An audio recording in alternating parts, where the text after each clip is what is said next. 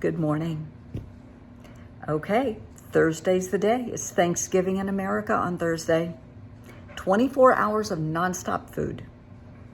You eat until you can't eat anything else. Then they bring out dessert and you eat till you just cannot put another forkful in your mouth.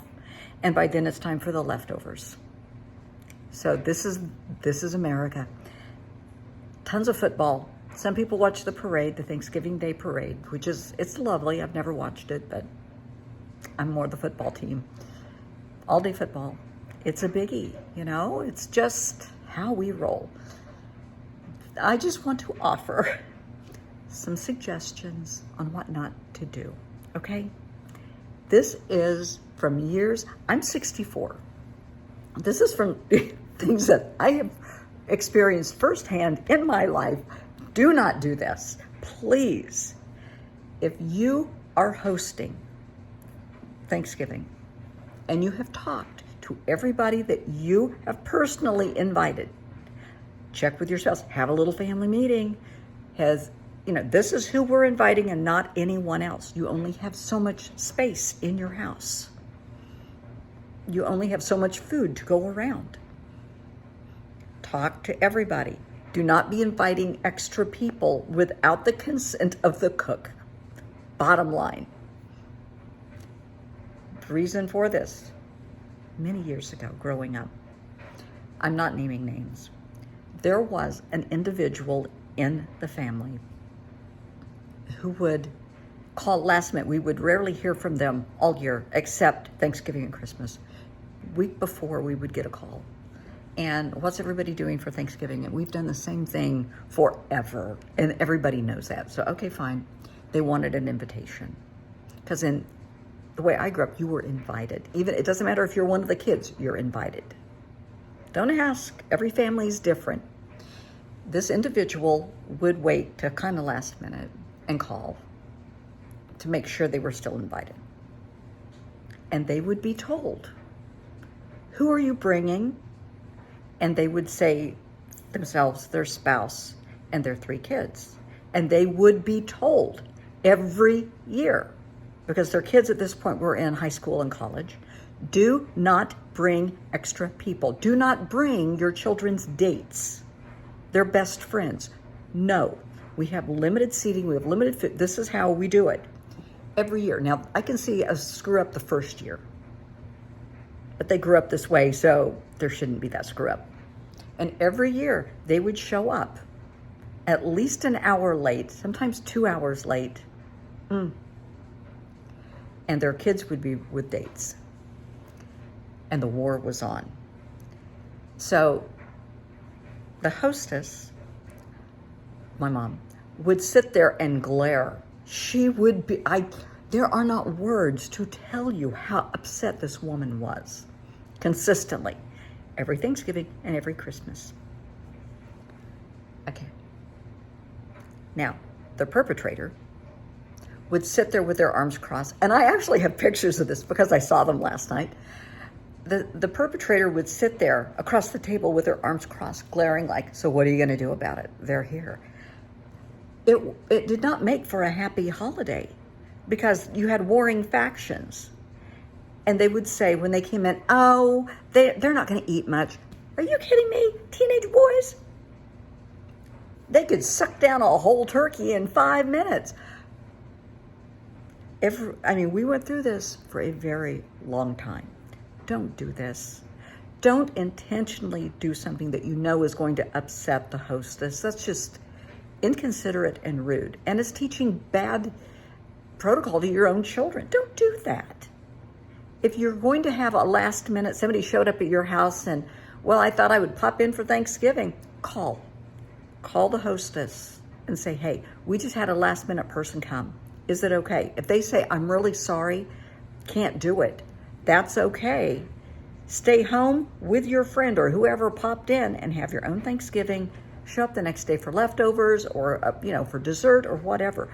Don't inconvenience the hostess. Your out-of-town guest, your kids' dates is not the problem of the hostess. Don't do that.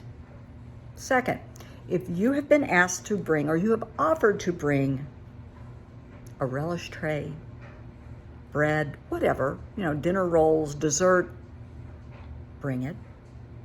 And bring enough, because if you're a family member, you already know about how many people are going to be there. If not, ask, and bring enough for everyone to have some. Don't bring a relish tray the size of a dinner plate for 30 people. That's not going to work. Don't bring one little pie if there's going to be 30 people. That's probably not going to work. Let's use the gray cells, okay? Let's think about what we're doing. Show up on time. Do not make everyone wait an hour or 2 hours. If you're going to be late, call and say, running late, start without us. We'll be there, don't worry. Do not hold everything up, because it happens. And like I said, this is stuff I have personally witnessed. Many years ago, I hosted. And there were unexpected guests that could not be helped, and that was fine. You just I rolled with it. It was great. But there was an individual, an older individual, who I am a good cook. And anything, this person didn't care for me anyway, but anything they put in their mouth, they would complain about. Then don't. If you don't already like this person's cooking, if you don't like the person, don't go. Don't go just so you can sit there and complain. And this person I'm sorry, they were being a total bitch all day. And I make my own cranberry relish. I know a lot of people like the jelly stuff in the can, and I don't. So I make my own, and it's fresh cranberries, oranges, mandarin oranges, a lot of sugar, of course, and tawny port wine. So it has a little kick. And this person didn't drink. So I made some without the tawny port wine, and it was marked with and without. You could not confuse the two completely, one had a red container, one had a green, like stop and go. So you couldn't get the two confused. And she said, well, I just want to try this. I said, you're not going to like it. Well, I just want to try it anyway. Try it. She loved it. She loved it a little too much. And she got a little sleepy. And that was fine because they took her ass home. And then she complained later because it made her sleepy. Something she ate made her sleepy. Stay away from the booze and you won't fall asleep. Just don't go to somebody's house to complain. If they are nice enough to host or hostess the dinner, be nice and kind and sweet. Be polite. Bring a hostess gift. Bring flowers. Bring anything. It's just a nice gesture. A box of chocolates. Just to say thank you. This is really nice for having me. I appreciate this. If I go to anyone's home for dinner, I know them, of course. I will take flowers. I will take a bottle of wine. I'll take something. It's just what you do. You don't go in with an attitude. You don't go in with a chip on your shoulder. You don't go in bringing extra people. And you don't go in being a jerk. Play nice. If someone is grieving the recent loss of a loved one, let them grieve their way. Don't tell them, just get over it today. It doesn't work like that. Let them grieve their way. If they excuse themselves from the table or from everything and they just want to spend some time alone, let them. If the person that is hosting is a recent widower, they lost a child, they lost a loved one, and all of a sudden they're just kind of disappeared, find out where they are, go check. And if they're in the bedroom crying, say, I got this. You're okay. I got this. Leave them alone. You go in, tell everybody hit the road. Seriously, they need time alone to grieve. This holiday brings up a lot of emotion, a lot of memories. Let them grieve in peace. Clean up and go. Seriously. Let them grieve in peace. Let them handle it their way. Maybe they thought they could handle this. They could do Thanksgiving. They can do Christmas. And once it happens, they can't. That's okay. The best thing you can do is be supportive of what they're going through. Give them a hug. Tell them you love them. Say, I understand. It's okay. We got this. You're okay. You just sit. You're fine. Let me take care of this. We got this.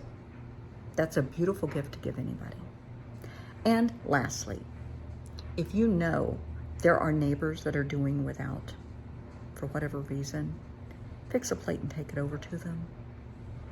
If there are family members that live close, they have the flu, they have COVID, they, whatever reason, they couldn't make it, they had to work, fix a plate for them and take it to them. Please, don't forget about EMS, the firefighters, the police department, people working in the ER. If you have loved ones in the hospital, take some food to the staff. Do not take homemade stuff. Take Subway, take McDonald's, take, Panera, anything. But it would be greatly appreciated because they're working their butts off. I've worked, retired RN, I worked in surgical intensive care and cardiology. Holidays are crazy. You have so many drunk drivers and so many accidents and people overeating, people having heart attacks, people getting into fights. Just be considerate of other people. Do not drink and get behind the wheel of a car. Don't do it. Call Uber. Please call Uber, have somebody else take you home. It's not a matter of pride. I want you safe. I want you alive. Do not pick fights. If somebody is pushing your buttons, walk away. Leave. Just leave. Talk to y'all later. This a little much for me. Getting a little deep. I'm going to go and leave. If you are the instigator and you're pushing people's buttons and somebody pulls you and say, hey, you need to check your tone. You need to check your mouth. Knock it off. Do it. Apologize. My bad. I was out of line. Let's enjoy the holiday. Play nice. Be loving. Be thankful. We all have a lot to be thankful for. Waking up is something to be thankful for. Having friends is something to be thankful for. Having a roof over your head. Maybe you can't afford Thanksgiving dinner. That's okay. If you have any food in your house, it's something to be thankful for. It is. Count your blessings, not your banes. That means count your blessings, not the things that are driving you crazy and all your worries and your stresses. We all have them. Trust me, we all have stresses. I do. But keep it in perspective. You can't worry about yesterday. It's over. You can't worry about tomorrow because it's not here.